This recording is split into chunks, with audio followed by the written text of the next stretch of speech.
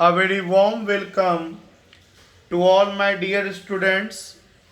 हम सब electrostatics chapter 1 को वीडियो के थ्रू फिनिश कर चुके हैं। आज हम लोग चैप्टर 2 एज पर NCERT electric potential and capacitor का इंट्रोडक्शन वीडियो देखेंगे। मैं आगे कुछ भी बोलने से पहले एक बात बहुत साफ साफ बताना चाहूँगा कि आप सभी का चैप्टर 1 में पढ़ाया गया एक टॉपिक के work done is the dot product of force and displacement. जब फोर्स वेरिएबल हो तब कैसे कैलकुलेशन करते हैं और जब फोर्स कांस्टेंट हो तब कैसे कैलकुलेशन करते हैं। उसके बाद work done by external agent equal to change in potential energy और work done by external agent equal to minus work done by conservative force का कॉन्सेप्ट एकदम क्रिस्टल क्लियर होना चाहिए। तो मैं चैप्टर 2 स्टार्ट करने से पहले थोड़ा बहुत रिकॉल करा दूं जो मैंने इन टॉपिक्स में आपको पढ़ाया था। हम लोगों ने दो तरह के फोर्स के बारे में जाना था, conservative force and non conservative force. Conservative force के लिए दो पॉइंट इंपॉर्टेंट था। पहला, कंजर्वेटिव फोर्स का वर्क डन पाथ पर डिपेंड नहीं करता है, सिर्फ डिपेंड करता है इनिशियल पॉइंट पर और फाइनल पॉइंट पर। दूसरा, work done one complete cycle में जीरो होना चाहिए। Example of conservative force, gravitational force, spring force and electrostatic force. Non conservative force एक ऐसा फोर्स जिसका वर्क डन रास्ते पर डिपेंड करे और वन कंप्लीट साइकिल में टोटल वर्क डन जीरो नहीं होना चाहिए। Example, friction force, all types of dragging force. Dragging मतलब किसी चीज को ऐसे खींचना, रगड़ते हुए, ड्रैगिंग फोर्स। इसका हम लोगों ने बहुत डिटेल में mg का वर्क डन एक कंजर्वेटिव नेचर का होता है, एक्सप्लेनेशन में हम लोगों ने पढ़ा था, डिटेल्ड एक्सप्लेनेशन में। आइए एक छोटा सा उसका रिकैप ले लें। अगर किसी ए लेवल पर m मास का बॉडी है और किसी एक्सटर्नल फोर्स ने इसे h हाइट ऊपर पहुंचा दिया और आपसे पूछा जाए कि B पर पोटेंशियल एनर्जी क्या होगा, तो आपको मैंने एक्सप्लेन किया था कि बॉडी पर दो फोर्स लगता है, एक एक्सटर्नल फोर्स और दूसरा कंजर्वेटिव नेचर का फोर्स। और यहाँ कंजर्वेटिव नेचर का जो फोर्स है वो mg है और A से B वेरी स्लोली हम लोग ऊपर ले जाते हैं ताकि वेलोसिटी नियर टू जीरो हो, काइनेटिक एनर्जी का कोई कॉन्सेप्ट नहीं आना चाहिए, ताकि प्योरली पोटेंशियल एनर्जी के टर्म में हम लोग बात कर सकें। और फिर यही कारण था कि एक्सटर्नल फोर्स का वैल्यू नियरली mg के बराबर लिया गया था, ताकि नेट फोर्स ज़ीरो हो जाए, एक्सीलरेशन ज़ीरो हो जाए और बॉडी वेरी इनफाइनाइटली स्लोली ए से बी पहुंचे। और बी पॉइंट पर अगर आपसे पोटेंशियल एनर्जी पूछा जाएगा तो उसका रूल ये था कि जो भी वर्क डन करता है कौन, एक्सटर्नल एजेंट, वही work done change in potential energy body में लाता है। One of the very famous and very important formula कि work done by external agent equal to final potential energy minus initial potential energy. तो work done by external agent मैंने आपको proof किया था earlier video में कि plus mgh होगा। अगर आपको जरा सा भी शक हो कि आप भूल गए हैं, आप पहले स्टोर में जा कर के इस वीडियो को दोबारा रिवाइज कर लो और तब इस चैप्टर को फिर देखना स्टार्ट करो, क्योंकि ये सिर्फ आज के क्लास में नहीं, आने वाला हर एक क्लास में इस कॉन्सेप्ट का डिटेल्ड यूज होने वाला है। और अब ये पॉसिबल नहीं कि मैं दोबारा आपको सेम चीज़ को रिपीट कर सकूं, क्योंकि आपके पास तो ऑप्शन भी है बैक जाके देख लेने का। तो B पर potential energy mgh plus A का पोटेंशियल एनर्जी ऐड हो जाएगा और A पर जो भी पोटेंशियल एनर्जी होगा उसमें mgh ऐड होने का मतलब क्लियर है कि B पर पोटेंशियल एनर्जी A के कंपैरिजन में ज़्यादा होगा। और मैंने कॉन्क्लूजन किया था एक कि आप इतना कहानी किए बिना भी बता सकते हैं कि A पर पोटेंशियल एनर्जी ज़्यादा होगा या B पर। जिधर बॉडी नेचुरली जाना चाहे, अगर आप उसके अगेंस्ट में काम करोगे तो आपका पोटेंशियल एनर्जी बढ़ेगा, क्योंकि आप देख सकते हो कि ये बॉडी mg फोर्स के कारण जाना चाहता है नीचे, इस पेन को छोड़ दे तो नीचे चल जाएगा। तो हम अगेंस्ट में काम किया और इसको ऊपर लेके चले गए, तो जो भी पोटेंशियल एनर्जी B पर होगा वो A से बड़ा होना चाहिए, और ये इसका सबूत है। इसके अलावा हम लोगों ने जाना था कि अगर मैं इसे ऊपर ले जाने के बजाय नीचे लाऊं, h ही हाइट मान लो नीचे ले गया और तब बोलें कि आप पोटेंशियल एनर्जी C पर बता दो, तो मैंने इस केस को भी प्रूफ किया था कि work done by external agent final potential energy जो कि C पॉइंट पर हो गया माइनस इनिशियल पोटेंशियल एनर्जी जो कि A पॉइंट पर हो गया।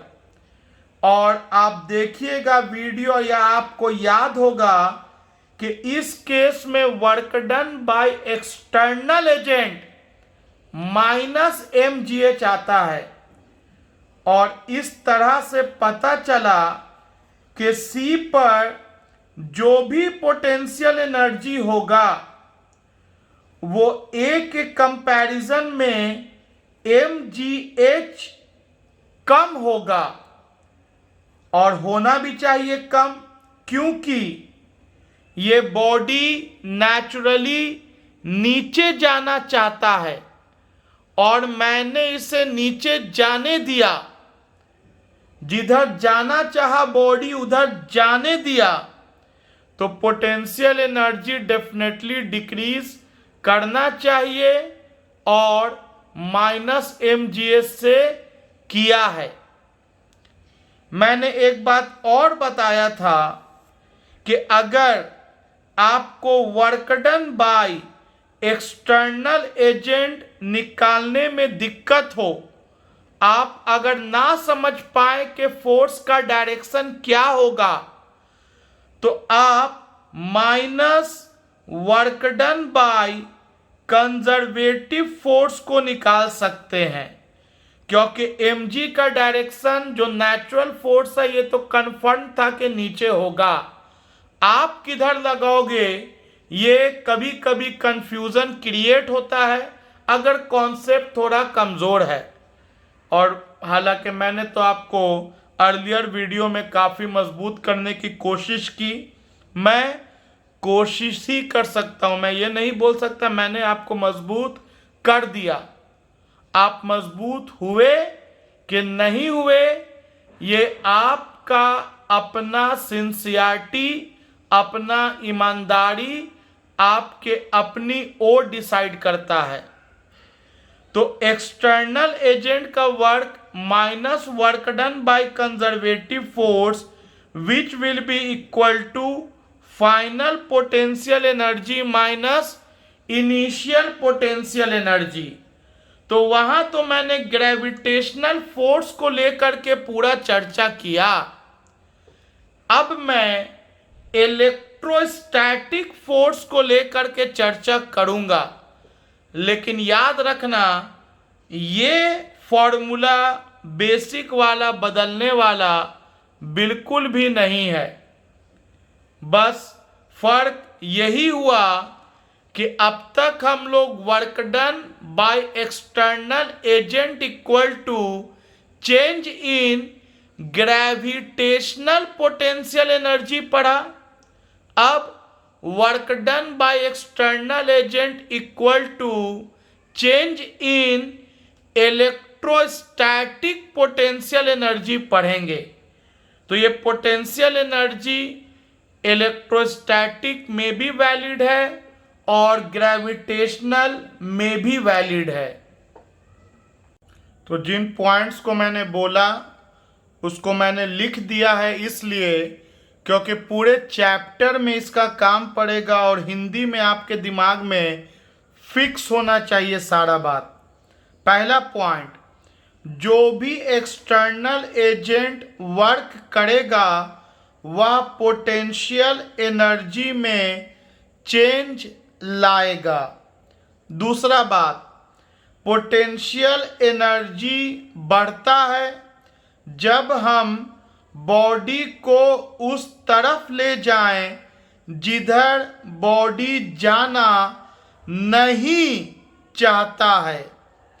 तीसरा बात, पोटेंशियल एनर्जी घटता है जब हम पोटेंशियल एनर्जी घटता है जब हम बॉडी को उस तरफ ले जाएं जिधर बॉडी जाना चाहता है। Work done by external agent dot product होता है फोर्स का और डिस्प्लेसमेंट का। एक्सटर्नल एजेंट का फोर्स लेंगे, डिस्प्लेसमेंट लेंगे और दोनों के बीच का cosine angle. Work done by conservative force F dot S dot product होता है वर्क, कंजर्वेटिव फोर्स लेंगे, डिस्प्लेसमेंट लेंगे और दोनों के बीच का कोसाइन एंगल लेंगे। और जो मूवमेंट होगा वो इतना स्लो होगा कि काइनेटिक एनर्जी का कोई कॉन्सेप्ट नहीं आना चाहिए, ताकि हम लोग प्योरली पोटेंशियल एनर्जी का बात कर सकेंगे।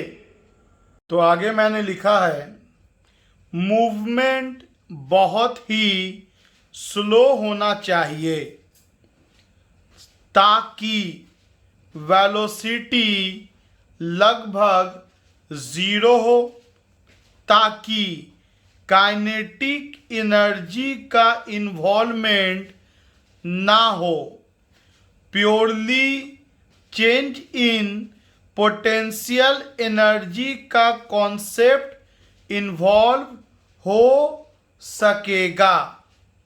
उम्मीद है ये क्लियर होगा। इसके लिए नेट फोर्स ज़ीरो होना चाहिए, क्योंकि फोर्स के ज़ीरो होने से एक्सीलरेशन ज़ीरो हो जाएगा, मतलब एक्सीलरेशन मौजूद नहीं रहेगा, ताकि वेलोसिटी ज़ीरो का लगभग ज़ीरो रह सके। इसके लिए एक्सटर्नल एजेंट का फोर्स और कंजर्वेटिव फोर्स का मैग्नीट्यूड बराबर होना चाहिए और डायरेक्शन अपोजिट होना चाहिए। तो ये हम लोगों ने जाना। एक और बात, जैसा कि आप लोगों को इस वीडियो के शुरुआत में मैंने बताया और अर्लियर वीडियो में मैंने प्रूफ किया है कि हम सब सिर्फ चेंज इन पोटेंशियल एनर्जी निकाल सकते हैं। याद होगा एग्जाम्पल कि मैंने अगर आपको 3 रुपया दिया तो आपके पास कितना रुपया हो गया ये नहीं बताया जा सकता। हाँ, ये बोल सकते हैं कि जितना भी रुपया पहले था उसमें 3 रुपया बढ़ गया। तो as we have seen already earlier कि बी पर पोटेंशियल एनर्जी अगर निकालना है तो मैं नहीं बता सकता, बल्कि मैं बता सकता हूं कि ए पर जो पोटेंशियल एनर्जी है उसमें mgh बढ़ गया और सी पर पोटेंशियल एनर्जी मैं नहीं बता सकता, बल्कि बता सकता हूं कि सी पर जो पोटेंशियल एनर्जी होगा वो ए के कंपैरिजन में mgh कम होगा। तो देखो, बहुत सा बच्चा इस अभी क्वेश्चन देखता है, बुक में भी लिखा हुआ है, लेकिन वो इसका लैंग्वेज नहीं सुन पाता है कि ये लोग अपने बारे में क्या बोल रहा है, और जो मेरे मुंह से निकल रहा है वो तुम्हारे कान से होते हुए दिमाग तक पहुंचना चाहिए। अगर पहुंच गया तो आपको आगे कभी कोई दिक्कत नहीं होगा। मगर अगर पोटेंशियल एनर्जी अगर पॉइंट बी या पॉइंट सी पर निकालना है, जैसा कि देख सकते हैं कि बी और सी पे नहीं निकाल पा रहे हैं, चेंज निकाल पा रहे हैं कि mgh से बढ़ गया या mgh से घट गया ए के कंपैरिजन में। लेकिन अगर बी या सी पर निकालना है तो जाहिर सी बात है ए का पोटेंशियल एनर्जी ज़ीरो लेना होगा। अगर आप UA इक्वल टू 0 ले लोगे तब आप पोटेंशियल एनर्जी B पर प्लस mgh कह सकते हो या C पर माइनस mgh कह सकते हो। तो अब तक हम लोगों ने जो भी पढ़ा ऑलरेडी 3 घंटा प्लस के टाइम में चैप्टर 1 में स्टडी कर चुके हैं, लेकिन नियरली हाफ एन आवर में हम लोगों ने रिकैप किया, क्योंकि वो सारा टर्म इस चैप्टर का फाउंडेशन है। उसके समझे बिना इस चैप्टर का कोई भी कॉन्सेप्ट, कोई भी डिराइवेशन न्यूमेरिकल समझना असंभव है, इम्पॉसिबल है। आइए अब इस चैप्टर की शुरुआत की जाए। 4 इम्पॉर्टेंट टर्म के बारे में मैं बताने जा रहा हूँ, जिसमें पहला है change in electric potential energy और इलेक्ट्रिक पोटेंशियल एनर्जी डिफरेंस। तो देखो, इसको चार्ज के टर्म में कैसे डिफाइन करेंगे। आप already change in potential energy देख चुके हैं ग्रेविटेशन वाला। अब यहाँ ग्रेविटेशन के जगह पर इलेक्ट्रिक का टर्म लगा हुआ है। तो सबसे पहले एक चार्ज Q1 मौजूद है और यहाँ पर दूसरा चार्ज Q2 जो कि पॉइंट A पर है और ये Q1 पॉइंट C पर मान लो। आप इसको ऐसे सोचो कि ये अर्थ है। मैं ग्रेविटेशन का हेल्प इसलिए ले रहा हूँ क्योंकि आप लोग ऑलरेडी ग्रेविटेशन के फॉर्म में इस चैप्टर को स्टडी कर चुके हैं। ये अर्थ है, ये अर्थ का सेंटर है और इस पॉइंट A पर एक m मास का बॉडी है। तो हम सब जानते हैं इस पर mg force towards centre of earth लग रहा होगा। अब अगर इस मास को h हाइट नीचे ले जाएं या h हाइट ऊपर ले जाएं और A से B पर पहुंच गए, तो आपसे अगर B पर पोटेंशियल एनर्जी पूछा जाए तो क्या आप B पर पोटेंशियल एनर्जी बता सकते हैं? तो बोलेंगे नहीं सर, बल्कि हम लोग B पर पोटेंशियल एनर्जी में चेंज बता सकते हैं और उसका तरीका है कि इस m मास के बॉडी को A से B तक ले जाने में एक्सटर्नल एजेंट के द्वारा जो भी वर्क हुआ उसमें A पॉइंट पर पोटेंशियल एनर्जी जो होगा जोड़ देंगे। सिमिलरली अब चार्ज में आते हैं। चार्ज में है कि इस Q2 चार्ज जो A पॉइंट पर है, ये Q1 इसको रिपेल कर रहा होगा बाहर, पॉजिटिव को रिपेल करेगा, कंजर्वेटिव फोर्स लग रहा होगा Q2 पर बाहर की तरफ। अब अगर Q2 को खींचकर पॉइंट A से पॉइंट B तक पहुंचा दिया जाए और पूछें कि B पॉइंट पर इलेक्ट्रिक पोटेंशियल एनर्जी कितना होगा, तो क्या आप B पॉइंट पर इलेक्ट्रिक पोटेंशियल एनर्जी बता पाएंगे? बोलेंगे नहीं सर, बल्कि हम लोग चेंज इन पोटेंशियल एनर्जी बता सकते हैं। मीन्स B पॉइंट पर पोटेंशियल एनर्जी जो होगा, एक्सटर्नल एजेंट ने जो भी वर्क किया plus potential energy eight A। जब ये Q2 चार्ज A पॉइंट पर था तब का पोटेंशियल एनर्जी अगर पता हो तब हम बी का पोटेंशियल एनर्जी बता सकते हैं। अदरवाइज बोलेंगे कि ए पर जो भी पोटेंशियल एनर्जी था उसमें work done by external agent को जोड़ देंगे तब वो बी के पोटेंशियल एनर्जी के बराबर होगा।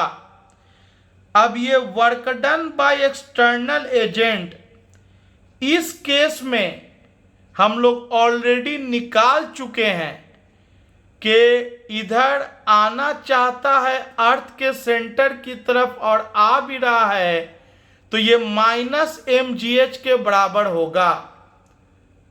लेकिन इस केस में हमें डिराइव करना है, तो इस केस में डिराइवेशन तो बाद में होगा। Definition electric potential energy difference का ये हो गया कि एक्सटर्नल एजेंट के द्वारा जो भी वर्क डन होगा एक चार्ज को एक पॉइंट से दूसरे पॉइंट तक लाने में, वह change in electric potential energy दे देगा। सोचना भाई, work done by external agent क्या लिख सकता है? लिख सकते हैं ना U B minus U A. Work done by external agent जो भी होगा वह change in electric potential energy देगा। मीन्स हम लोग इलेक्ट्रिक पोटेंशियल एनर्जी को डिफाइन कर सकते हैं, the amount of work done in bringing a charge from one point to another point in the presence of another charge. एक charge already मौजूद है, इसके मौजूदगी में जब दूसरे चार्ज को एक पॉइंट से दूसरे पॉइंट तक लाया जाएगा, इस दौरान एक्सटर्नल एजेंट जो भी काम करेगा वह दोनों पॉइंट के बीच का पोटेंशियल एनर्जी का डिफरेंस दे देगा। तो आइए इसको डिफाइन किया जाए। हम लोग डिफाइन करेंगे, मीन्स हम लोग डिफाइन किया कि इलेक्ट्रिक पोटेंशियल एनर्जी डिफरेंस और change in electric potential energy is defined as the amount of work done, और कुछ ना लिखा हुआ है तो यहाँ अंडरस्टूड होता है कि by the external agent, external agent के द्वारा, इन bringing a charge from one point to another point in the presence of another charge without change in its kinetic energy. इसी बात को मैंने हिंदी में यहाँ बोला कि जब एक चार्ज को एक पॉइंट से दूसरे पॉइंट तक ले जाने में एक्सटर्नल एजेंट के द्वारा जो भी वर्क डन निकलेगा, जो हम लोग आगे निकालेंगे, वही वर्क डन बता देगा ए और बी पॉइंट के बीच में पोटेंशियल एनर्जी में क्या अंतर है। That is work done by external agent equal to change in potential energy as we already know. So change in electric potential energy बोल देंगे, फाइनल माइनस इनिशियल। अगला टर्म इलेक्ट्रिक पोटेंशियल एनर्जी, इसमें difference word नहीं आ रहा है, only term आ रहा है इलेक्ट्रिक पोटेंशियल एनर्जी। सोचो क्या होगा। तो बोलेंगे सर आप बी पॉइंट का अगर केवल पोटेंशियल एनर्जी निकालना चाहते हैं तो ए पॉइंट का पोटेंशियल एनर्जी को 0 होना पड़ेगा, तब ना आप electric potential energy at point B निकाल सकते हो।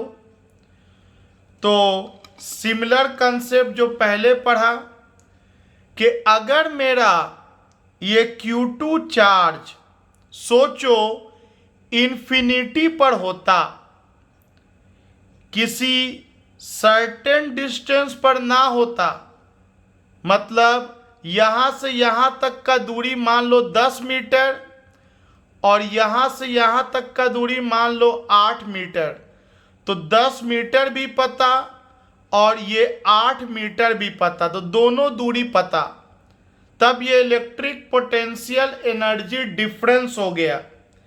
लेकिन अगर इनिशियल इन्फिनिटी दूरी पर हो तो इन्फिनिटी पर Q1 और Q2 के बीच का फोर्स 0 हो जाएगा, और जब फोर्स ही 0 होगा तो वर्क डन 0 हो जाएगा, तो फिर पोटेंशियल एनर्जी आपका 0 हो जाएगा पॉइंट ए पर। और तब उस केस में आप बी पॉइंट पर पोटेंशियल एनर्जी बोल दोगे कि वो work done by external agent के बराबर होगा। तो हम लोग इलेक्ट्रिक पोटेंशियल एनर्जी के बारे में समझा कि इसमें भी सिमिलर कंडीशन कि एक चार्ज Q1 मौजूद है और दूसरा चार्ज मेरा जो Q2 है ये इनिशियली इन्फिनिटी पर होना चाहिए, क्योंकि इन्फिनिटी पर होने के वजह से K Q1 Q2 by infinity का स्क्वायर, एनीथिंग बाय इन्फिनिटी 0, आपका Q1 और Q2 के बीच का फोर्स 0 हो जाएगा, जिसके कारण ए पॉइंट पर पोटेंशियल एनर्जी 0 हो जाएगा। तो अगर ए पॉइंट पर पोटेंशियल एनर्जी 0 हो गया और अब इस Q2 को इन्फिनिटी से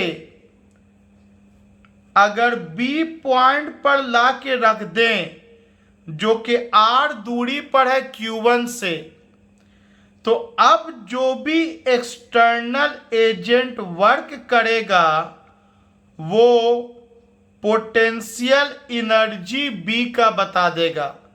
मैंने बोला था पोटेंशियल एनर्जी डिफरेंस आप जब चाहो तब बता सकते हो, लेकिन पोटेंशियल एनर्जी बताने के लिए कंडीशन है कि एक पॉइंट का पोटेंशियल एनर्जी 0 होना पड़ेगा। और चार्ज के केस में समझा कि इनिशियल का पोटेंशियल एनर्जी तब 0 होगा जब इनिशियल पॉइंट इन्फिनिटी पर होगा। तो इसको कैसे डिफाइन करेंगे पोटेंशियल एनर्जी एट बी को? तो बोलेंगे सर बी पर पोटेंशियल एनर्जी इक्वल होगा एक्सटर्नल एजेंट के वर्क डन के द्वारा जब हम Q2 को इन्फिनिटी से B पर लाएंगे ताकि UA का टर्म 0 हो जाए। तो बोलेंगे electric potential energy is defined as the amount of work done in bringing a charge from infinity word आ जाएगा infinity to a certain distance, या certain point in the presence of another charge without change in its kinetic energy, मतलब very slowly Q2 को लेके आना है infinity से B तक। तो मैंने इसको लैंग्वेज में लिख दिया है। Electric potential energy is defined as the amount of work done in bringing a charge from infinity to a certain distance in the presence of another charge। Simply आपको work done by external agent निकालना है infinity से certain point तक लाने में, और ए infinity है तो यूए ज़ीरो हो जाएगा। सो वर्क डन जो भी निकलेगा वो पोटेंशियल एनर्जी एट बी बता देगा। तीसरा टर्म है इलेक्ट्रिक पोटेंशियल डिफरेंस। देखो बाबू, अगर एक चार्ज है Q, मैं यहाँ Q1 नहीं ले रहा क्योंकि यहाँ दूसरा चार्ज जो होगा वो टेस्ट चार्ज होगा, मीन्स +1 होगा, यूनिट पॉजिटिव चार्ज। तो एक यूनिट पॉजिटिव चार्ज को किसी पॉइंट से दूसरे पॉइंट तक लाने में एक्सटर्नल एजेंट जो भी काम करेगा वो दोनों पॉइंट के बीच का पोटेंशियल डिफरेंस दे देगा।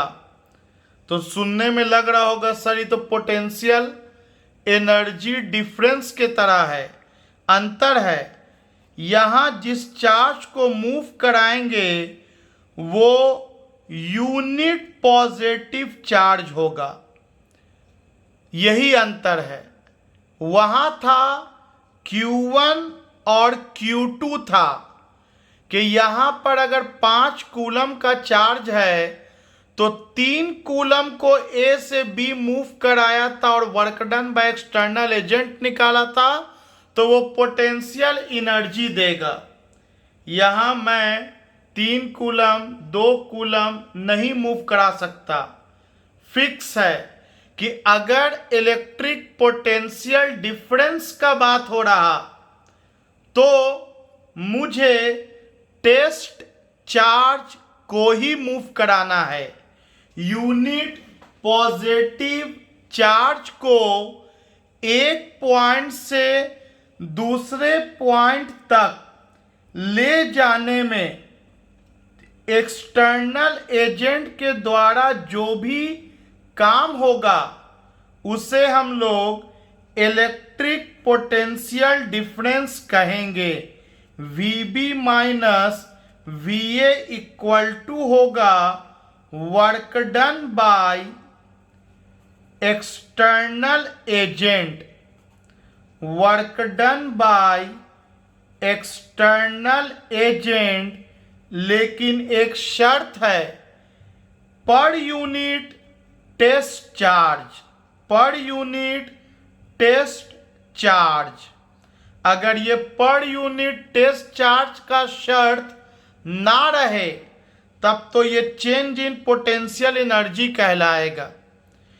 लेकिन जब यही काम कंडीशन रख दें कि जो एक्सटर्नल एजेंट काम करेगा यूनिट पॉजिटिव चार्ज को from one point to another point तक ले जाने में इन the presence of given charge, तो इसे इलेक्ट्रिक पोटेंशियल डिफरेंस कहेंगे।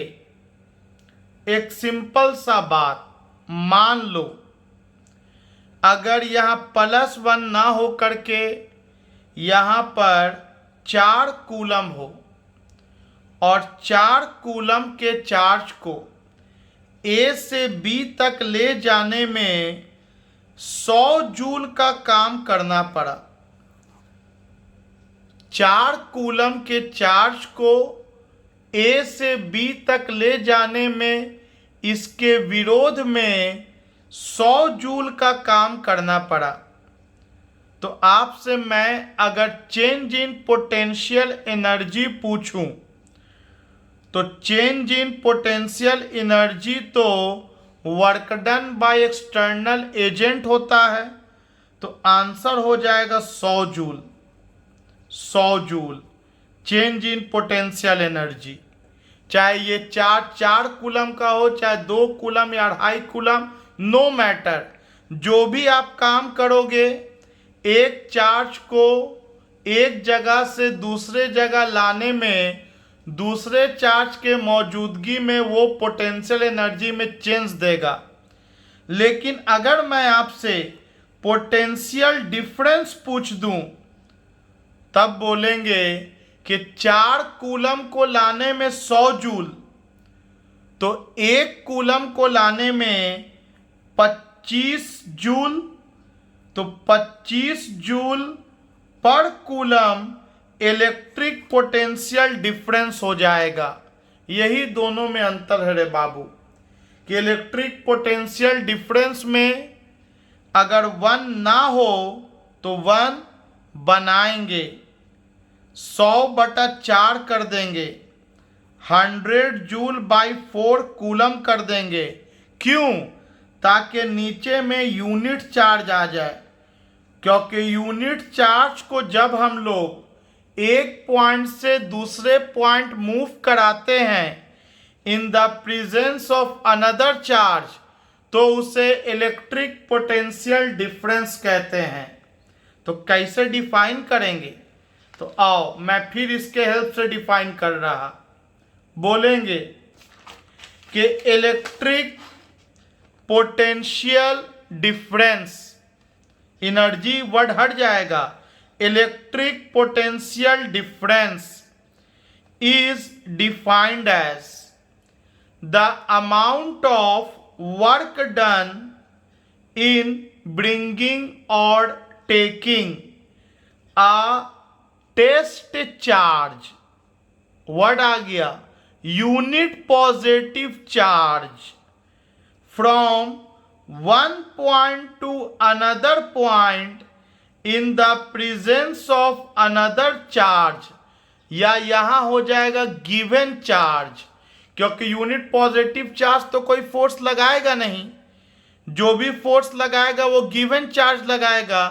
आप सब जानते हैं कि टेस्ट चार्ज का वैल्यू गिवन चार्ज के कंपैरिजन में टेंस टू 0 होता है। वो कभी भी फोर्स लगा नहीं सकता, उस पर केवल फोर्स लगता है। इलेक्ट्रिक फील्ड में हम लोगों ने पढ़ा था।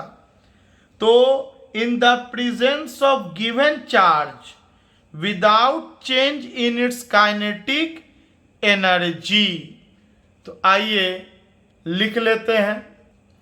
तो वर्ड में लिखा है कि electric potential difference is defined as the amount of work done in bringing a test charge or unit positive charge from one point to another point in the presence of given charge without change in its kinetic energy, means electric potential difference VB minus VA equal to work done by external agent per unit test charge. एक सवाल है, if 200 joule work has to be done in bringing 5 coulomb from one point to another point in the presence of other charge।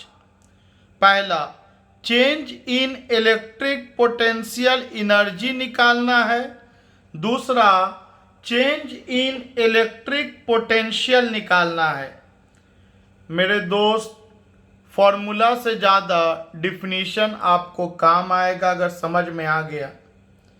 सवाल क्या है कि 5 coulomb के charge को किसी दूसरे चार्ज के मौजूदगी में, मान लो यहाँ पर कोई चार्ज मौजूद था जिसका जानकारी तो नहीं दिया गया, लेकिन एक 5 कूलम के चार्ज को एक पॉइंट से दूसरे पॉइंट तक लाया गया और लाने में एक्सटर्नल एजेंट के द्वारा 200 जूल का काम हुआ, तो आपको चेंज इन पोटेंशियल एनर्जी बताना है।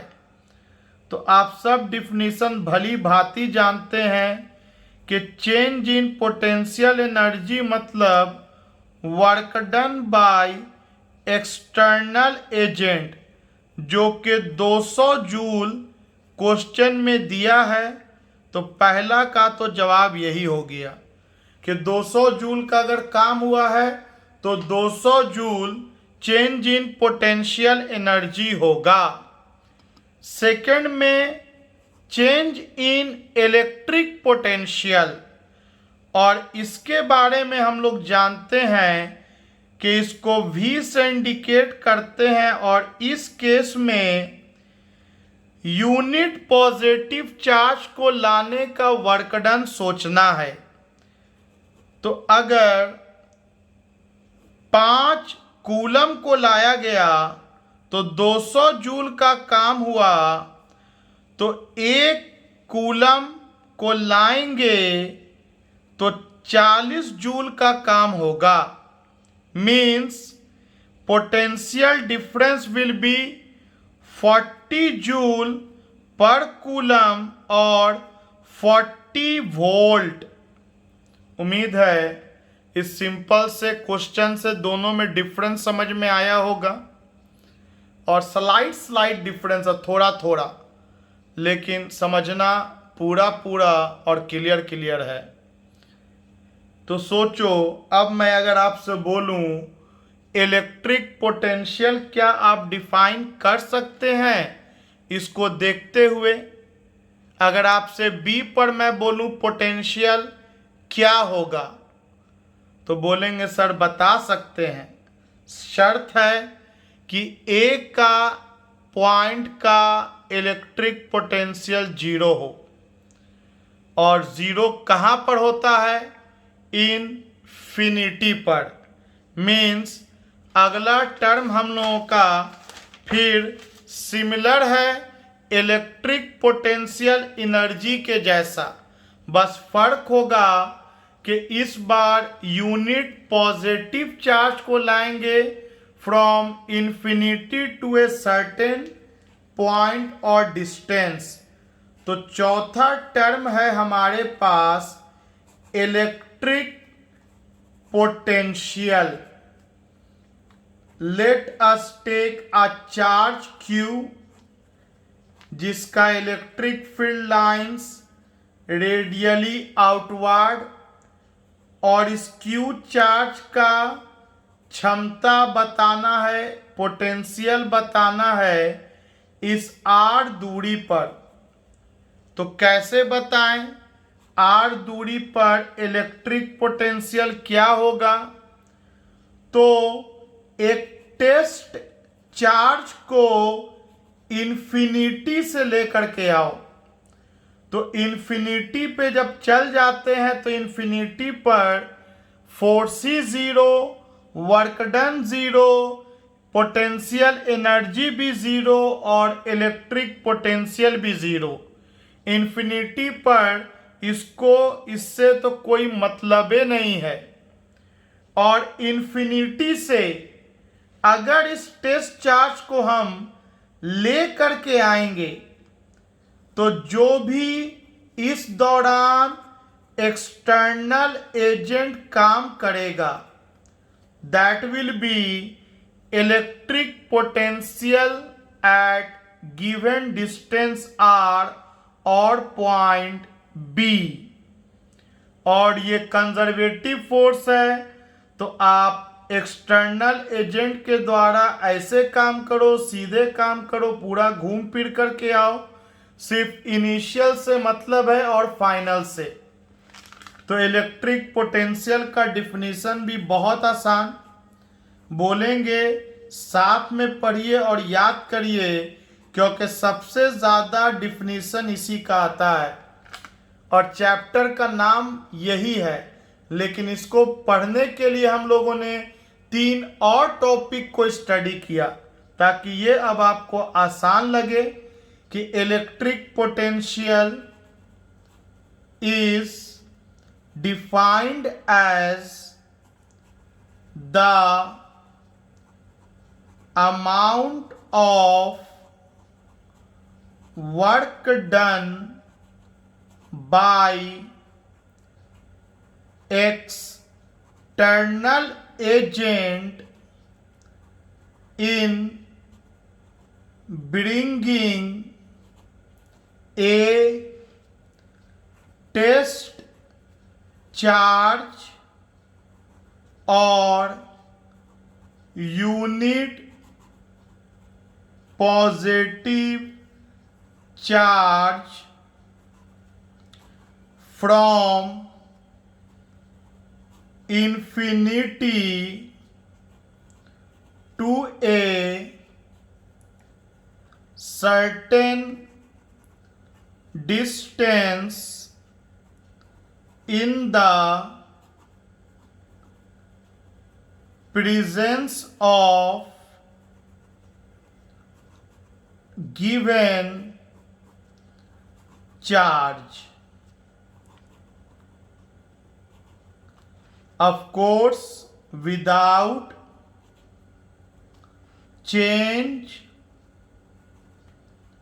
in its kinetic energy, means electric potential अगर किसी पॉइंट का पता करना है तो work done by external agent per unit test charge आपको इलेक्ट्रिक पोटेंशियल बता देगा। मान लो फिर मैं एक हिंदी में सीधा सवाल बोलूं कि इन्फिनिटी से अगर 2 कूलम को लाने में 100 जूल का काम करना पड़ा, इन्फिनिटी से 2 कूलम को आर दूरी तक लाने में 100 जूल का काम करना पड़ा, तो बी पर पोटेंशियल एनर्जी बता दो। तो बोलेंगे सर पोटेंशियल एनर्जी में आप कोई चार्ज को लाइए, उससे मतलब नहीं है। मतलब ये है कि किसी भी चार्ज को इन्फिनिटी से आर दूरी तक लाने में जो आप काम कीजिएगा वो पोटेंशियल एनर्जी बता देगा बी पॉइंट का। और ये काम निकालना हम लोग अगले वीडियो में सीखेंगे क्या होगा, 100 जूल कहाँ से आएगा, लेकिन डिफिनीशन जानना ज़रूरी है इस वीडियो का। तो आपका इलेक्ट्रिक पोटेंशियल एनर्जी बी पर 100 हो जाएगा। लेकिन बी पर अगर इलेक्ट्रिक पोटेंशियल पूछ दें, बिल्कुल सही सोचा आप लोगों ने। तब सोचो 1 कूलम को लाने में कितना काम, यूनिट पॉजिटिव चार्ज को लाने में कितना काम। तो 2 कूलम को लाने में 100 जूल, तो यूनिट चार्ज को लाने में 50 जूल। तो आपका potential at B 50 joule per coulomb हो जाएगा। वही मैंने यहाँ पे डिफिनीशन लिखा है, जो आप समझ के रीडिंग भी कर लोगे तो आपको डेफिनेटली ये डिफिनीशन याद होना जाना चाहिए। So these where the 4 important terms, और यू कैन से 4 पिलर है इस चैप्टर के फेज 1 का। पहला टर्म था change in electric potential energy, जहां से कहानी स्टार्ट ही होता है कि वो work done by external agent के बराबर होगा।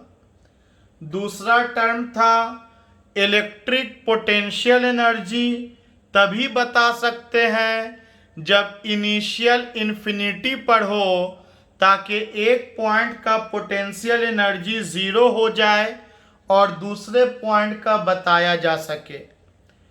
तीसरा टर्म था इलेक्ट्रिक पोटेंशियल डिफरेंस, ताकि इसमें हम लोग यूनिट पॉजिटिव चार्ज को लेकर के from one point to another point जाते हैं और यूनिट ना हो तो वर्क डन को उस चार्ज से डिवाइड करके उसे यूनिट बना लिया जाएगा। और उसी का कंटिन्यू पार्ट में आता है इलेक्ट्रिक पोटेंशियल, कि अगर यूनिट पॉजिटिव चार्ज को इन्फिनिटी से किसी गिवन आर दूरी तक लाया जाए, उस दौरान जो आप वर्क करोगे that will be the electric potential of that point. Means in word you can write electric potential equal to work done by charge. ये टर्म आप लोगों ने 10th क्लास में भी देखा था, लेकिन इतना डिटेल में डेफिनेटली आप लोगों ने नहीं पढ़ा था कि electric potential equal to work done by charge का मतलब क्या। तो चार्ज से इसलिए डिवाइड करते हैं कि चार्ज का वैल्यू अगर यूनिट ना हो तो 100/2 करने पे इसका वैल्यू 1 बन जाए। ये चारों फिजिकल क्वांटिटी स्केलर है, कोई डायरेक्शन इन लोगों का नहीं होता है। ऐसा मत सोचना कि पॉजिटिव चार्ज का पोटेंशियल बाहर और निगेटिव चार्ज का अंदर, वो इलेक्ट्रिक फील्ड का डायरेक्शन होता है। इलेक्ट्रिक पोटेंशियल का कोई डायरेक्शन नहीं होता है।